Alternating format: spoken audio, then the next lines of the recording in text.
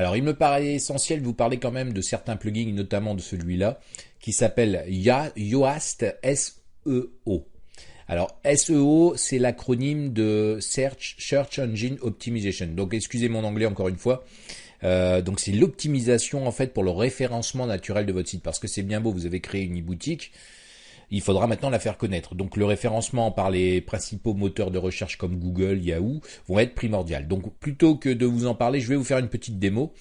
Vous allez ici donc au niveau de vos extensions et on va ajouter une nouvelle extension. Et comme j'ai du mal à le prononcer, Yoast en fait, on va le taper et on va voir ce qui ressort. Et vous pouvez voir ici que vous avez Yoast SEO. Pardon, je vais y arriver. Donc on va l'installer et on vous dit que c'est améliorer le SEO de votre WordPress, écrivez des meilleurs contenus, utilisez un site WordPress entièrement optimisé utilisant l'extension. Alors, on va l'installer, on va voir comment ça fonctionne et vous allez voir qu'elle est simple d'utilisation donc, et en plus elle coûte rien. Il y a évidemment une version premium dans la plupart des plugins, mais ce serait dommage de s'en passer. Ça va vraiment aider au référencement naturel des robots. Par exemple, Google tous les jours analyse des nouveaux sites, c'est des robots qui exécutent cette tâche et vont référencer votre site. Donc on peut voir ici que j'ai une petite notification avec 2. Donc ça c'est des problèmes. Et on peut voir que j'ai ici le SEO. Donc on va cliquer dessus et il va nous dire ce qui se passe. Déjà, il y a des problèmes. Alors, il n'y a pas tant de problèmes que ça, parce qu'ici on peut voir qu'au niveau des problèmes, j'ai beau travail, nous avons détecté aucun problème sérieux de référencement. Donc ça, c'est déjà pas mal, c'est-à-dire qu'on a bien travaillé.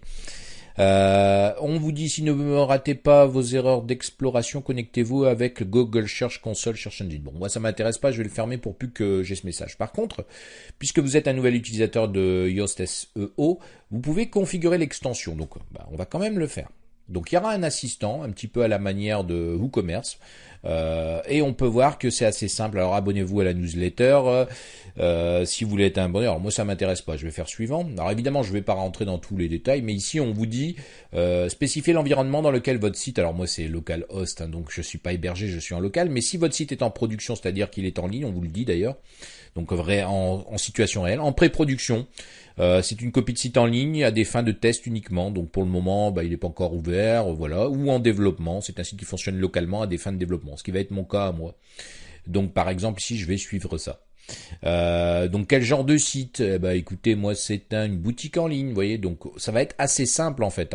Cette donnée est affichée comme une métaphore d'un site. Donc est-ce que vous êtes une société ou une personne? Donc dans votre cas, imaginons moi je vais être une société, je vais m'appeler ma boutique et je peux même choisir un logo, mais là je vais pas le faire. Ici, on vous demande d'ajouter tous vos profils sociaux, ce qui est très important. Donc vous allez renseigner ici les URL de votre chaîne YouTube, de Instagram, de Twitter, de Facebook, le cas échéant si vous en avez une. Ensuite, le type de contenu qui devrait être visible, donc en fait que vous souhaitez voir apparaître sur Google.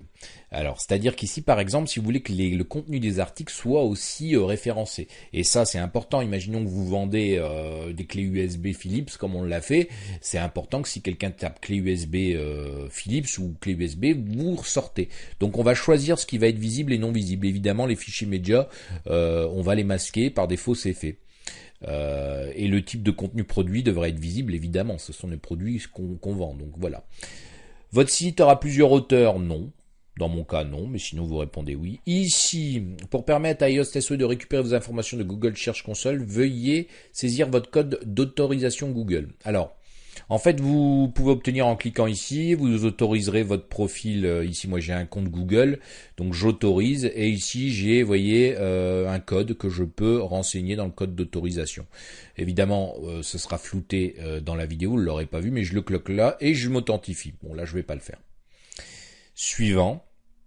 Le réglage des titres, donc nom du site web, ma boutique, et je peux choisir un séparateur. Et on vous indique ici, ce sera un séparateur de titres qui sera affiché par exemple entre le titre de vos articles et le nom de votre site. Donc on peut laisser celui-là par défaut. Et voilà, c'est validé, on vous félicite et on vous dit que d'ailleurs si vous voulez voir un peu plus, vous avez une petite vidéo, ici vous faites play, vous regardez en plein écran et puis vous aurez toutes les informations. Vous pouvez vous abonner à la newsletter, encore une fois, on a dit non mais il nous redemande et on ferme tout simplement le plugin. Et ici, vous bloquez actuellement l'accès au robot de moteur, vous devez rendre vos réglages de lecture. Vous devez vous rendre dans les réglages de lecture et décocher la case visibilité des moteurs de recherche. Donc tout simplement, vous voyez, c'est intéressant parce qu'il nous dit où il y a des problèmes, il nous indique j'ai un lien, je clique dessus. Et ici, je vais demander au moteur de recherche de ne pas indexer ce site. Voilà. Donc c'était un problème, c'est résolu. Et si je retourne au niveau du SOE, qu'est-ce qu'il va me dire ? Voilà, pas de problème, pas de notification, tout est réglé. Voilà. Donc ensuite, une fois que vous avez créé ça, si vous devez modifier les choses, c'est pas très compliqué. Vous avez ici encore des onglets et vous allez sur Généraux, vous pouvez relancer l'assistant de configuration, les crédits réinitialisés par les réglages par défaut. Les fonctionnalités ici, donc vous voyez que vous avez les réglages avancés incluent les réglages de niveau du site pour vos titres, donc c'est désactivé, mais vous pouvez activer les choses, vous pouvez, donc c'est écrit, encore une fois c'est un plugin, les plugins sont très simples parce que on vous indique en fait quelle action apporte le bouton ou autre, donc c'est assez simple. Si vous pouvez rajouter votre logo, en fait tout ce qu'on n'aurait pas fait pendant l'assistant, on peut le refaire ici sans aucun souci. Donc vous voyez comment ça peut être relativement simple et ce plugin vous coûte rien, 3 minutes à l'installer et déjà va vous avertir quand vous avez modifié des paramètres qui vont poser problème pour votre référencement naturel au niveau des moteurs de recherche et aussi optimiser en fait tout simplement ça. Alors la Search Console, donc ça c'est au cas où vous avez, alors je vais essayer d'y accéder. Voilà, mais je me suis pas logué, mais ce sera avec Google. Donc en fait, ici c'est pour permettre au plugin de récupérer vos informations Google Search Console. Donc ça, je vous invite à aller voir. Et ici, passez à la version premium, évidemment, si vous voulez acheter, et on vous explique tout ça. Donc mon site évidemment n'a pas changé, mais là il est un peu plus optimisé pour le référencement naturel. Et en tout cas, je vais en plus être prévenu si j'ai modifié des choses qui vont poser problème pour le référencement. Donc comme c'est gratuit, ça aurait été dommage de passer à côté et ne pas vous en parler. Donc voilà un plugin, il en existe plein, donc c'est pour ça que je pourrais faire des vidéos vraiment, je pourrais en faire plein encore en plus sur les plugins. Bon, vous allez très vite rechercher des plugins sur internet, taper plugin important. Comme vous pouvez le voir ici au niveau de notre e-boutique, on a très peu de plugins, je vous ai dit. Certains sites fonctionnent avec 50 voire 100 plugins. Donc évidemment, vous pouvez encore en mettre, il y en aura pour toutes les sortes, il y a vraiment beaucoup de plugins disponibles et d'extensions et en fonction de ce que vous allez vouloir faire, vous allez vous orienter vers certains plugins. Donc voilà. Je tenais à vous présenter ce plugin, chose faite. Je vous dis à bientôt, peut-être dans une prochaine vidéo encore pour vous présenter quelques plugins ou alors dans une autre de mes formations. En tout cas, à bientôt et bon développement et bonne vente sur internet avec WooCommerce.